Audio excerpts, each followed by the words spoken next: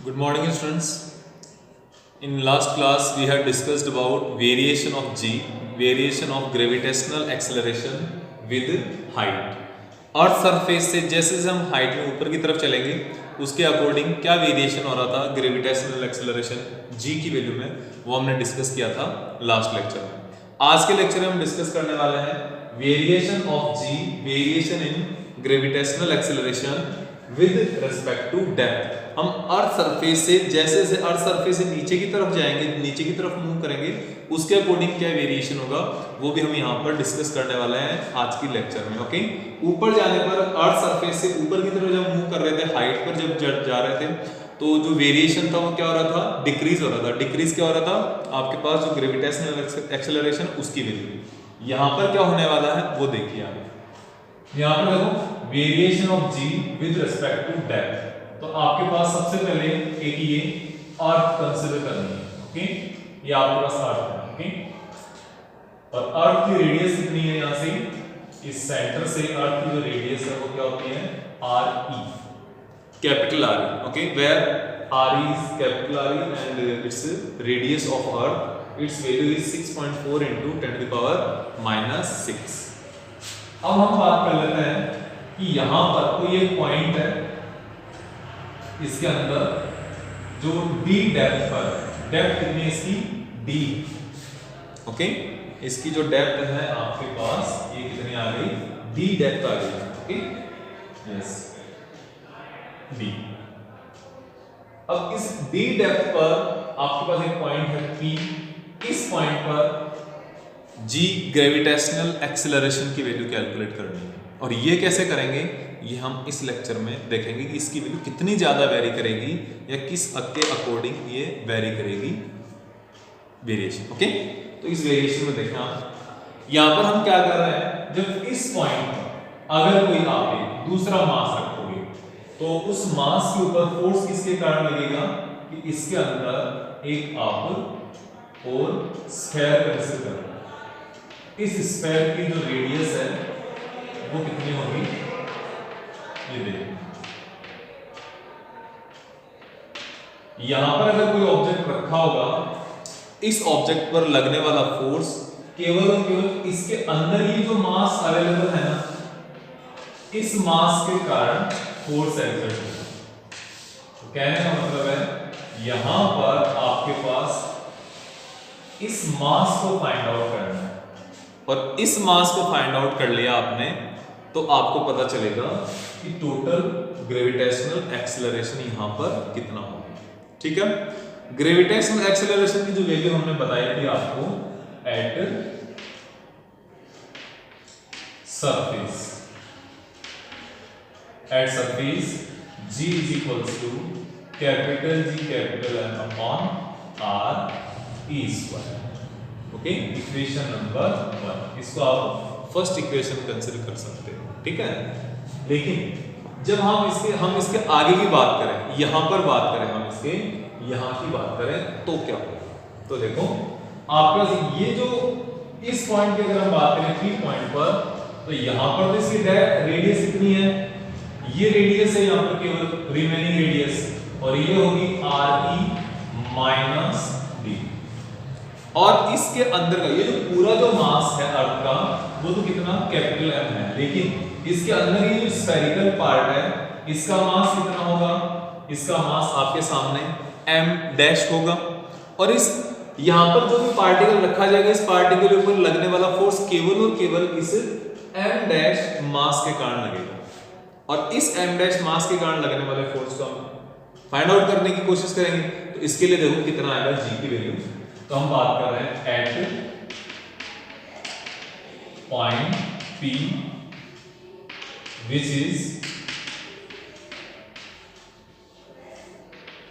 located at depth D, at depth D। D depth पर देखो क्या होगा, तो यहां पर आपको देखना है G dash is equals to capital G M dash. M dash क्या है इसका, ये मास। ओके, और अपॉन R स्क्वायर, इस स्फीयर की रेडियस, जो अंदर वाला स्फीयर है इसकी रेडियस। तो यहाँ पर आपको पता है आर की वैल्यू आपके सामने हो जाएगी आर ई माइनस डी, ये वैल्यू आपकी हो जाएगी आर ई माइनस डी हो जाएगी। ओके, और हमें अब वैल्यू फाइंड आउट किसकी करनी है, इसकी एम डैश की वैल्यू फाइंड आउट करनी है। तो एम डैश की वैल्यू फाइंड आउट करने के लिए हम सबसे पहले अर्थ की डेंसिटी कैलकुलेट करेंगे। For calculation of m dash, first of all we have to find density of the earth। क्या हो जाएगा, rho is equals to mass upon volume m upon v। Okay, और मास अपॉन वॉल्यूम कितना हो जाएगा, यहां से rho is equals to mass को m e रहेगा और इसका वॉल्यूम अर्थ, पूरी अर्थ का कंप्लीट अर्थ का जो वॉल्यूम है वो कितना रहेगा 4/3 पाई आर ई क्यूब, या फिर आप इसको कह सकते हो rho is equals to 3 m e upon 4 pi R E cube. ये आपको अर्थ की डेंसिटी आ गई। अर्थ की डेंसिटी मींस पूरे की डेंसिटी को कंसीडर कर सकते हैं इसको। और अब हम इसके अंदर वाले पार्ट में, जो अंदर इसका स्फीयर है, इस वाले पार्ट का जो मास अगर फाइंड आउट करना है तो टोटल डेंसिटी इनटू इसका वॉल्यूम, डेंसिटी इनटू इसका वॉल्यूम, तो ये कितनी आएगी वैल्यू, इसमें देखो ना हम लिख सकते हैं यहां पर इसकी ये जो वैल्यू है यहां पे हम लिख सकते हैं मास ऑफ स्मॉल स्फीयर, छोटे वाले स्फीयर का जो मास आएगा that will be m dash equals to rho density into इसका वॉल्यूम, किसका, इस स्फीयर का वॉल्यूम v डैश लिख दिया हमने। ठीक है, रो डेंसिटी तो कितनी है 3 m e upon 4 pi r e into इसका वॉल्यूम क्या आएगा 4/3 पाई r क्यूब, और r ये स्मॉल है क्योंकि इसकी रेडियस तो r है, और इस r की वैल्यू कितनी है r e माइनस d, ये वाली value r e minus d, तो ये वैल्यू हो जाएगी देखो 3 m e upon 4 pi r e cube into 4/3 pi r e minus d to the power 3। Okay, now जो कट रहे हैं वो काट दो, जो कॉमन है 4 cancel out, 3 and 3 cancel out, pi and pi cancel out, आपके पास क्या बचेगा m e upon r e cube, और ये आ जाएगा r e minus d whole cube. ये आपके पास आ गया m डैश। ये यहां से m डैश की वैल्यू एंड इस r की वैल्यू, दोनों वैल्यू यहां सब्स्टिट्यूट कर दो, इसको हम इक्वेशन नंबर 2 लिखते हैं। ठीक है, from substitute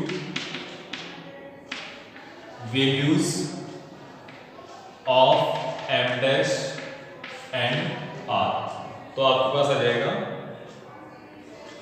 g dash is equals to, देखो वहां से कैपिटल G अपॉन r की वैल्यू क्या है r e minus d square into m dash क्या है ये वाली m e upon r e cube r e minus d cube. अब इस इक्वेशन में देखो आप यहां से आर ई माइनस डी की 2 पावर्स और ये आर ई माइनस डी, ये दोनों इसकी ये पावर कैंसिल, तो बचेगा कितना G dash is equals to capital G capital M, या इसको एम भी बोल सकते हैं कि अर्थ का जो मास है इसको हम एम ई लिख देते हैं। ठीक है ना, तो इसको भी एम ई बना देते हैं, इसको भी एम ई बना देते हैं। और यहाँ क्या बचेगा आर ई माइनस डी, यहाँ नीचे कौन बचेगा आर ई क्यू। ठीक है, ये आपके पास वैल्यूज आ गई किसकी, जी डैश की। अब जी डैश में और जी में क्या रिलेशन है, इसको आप इक्वेशन नंबर 3 लगा। And now from equation 3 divided by 1, तो G dash upon G is equals to G M E R E minus D upon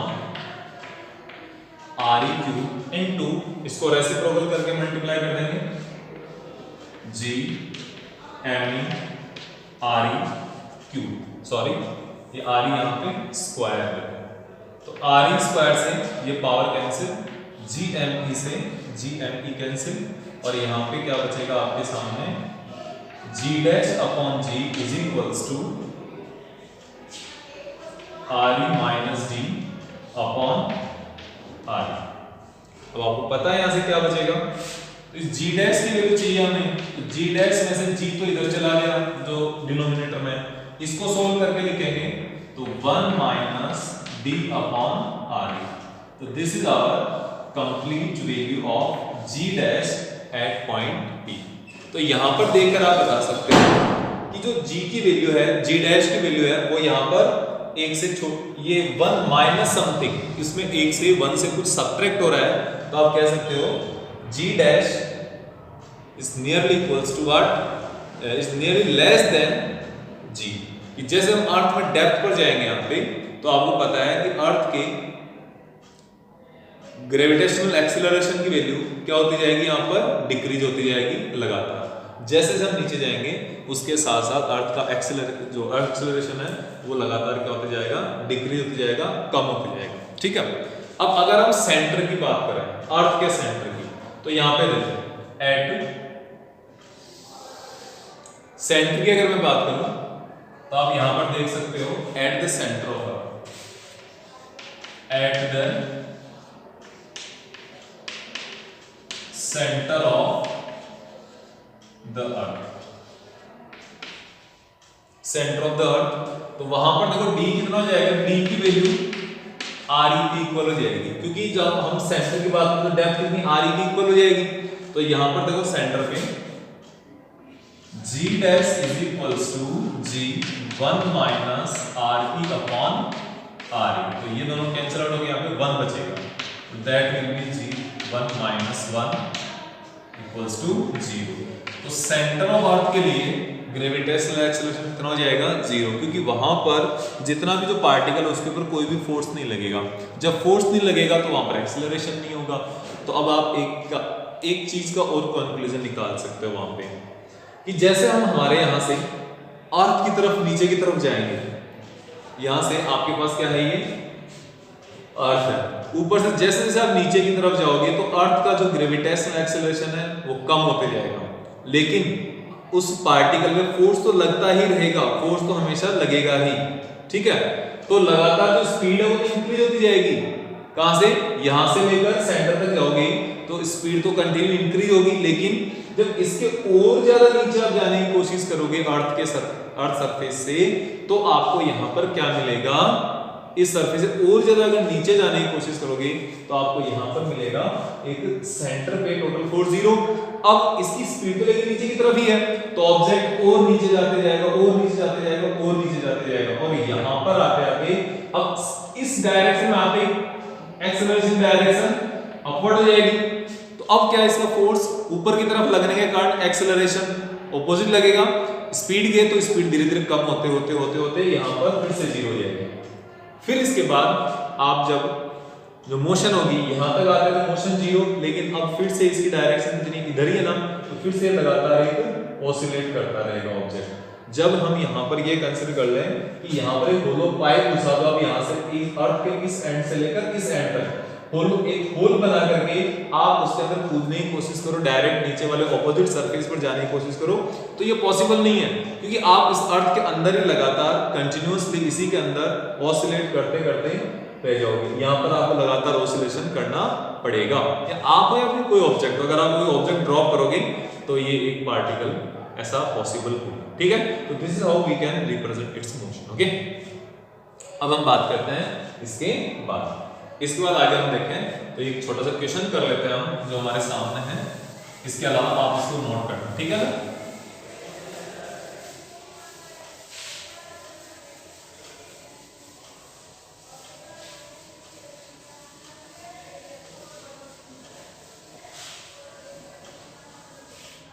तो देखो इसके आगे हम और क्या कर सकते हैं। एक क्वेश्चन है अपने पास, क्या है देखो,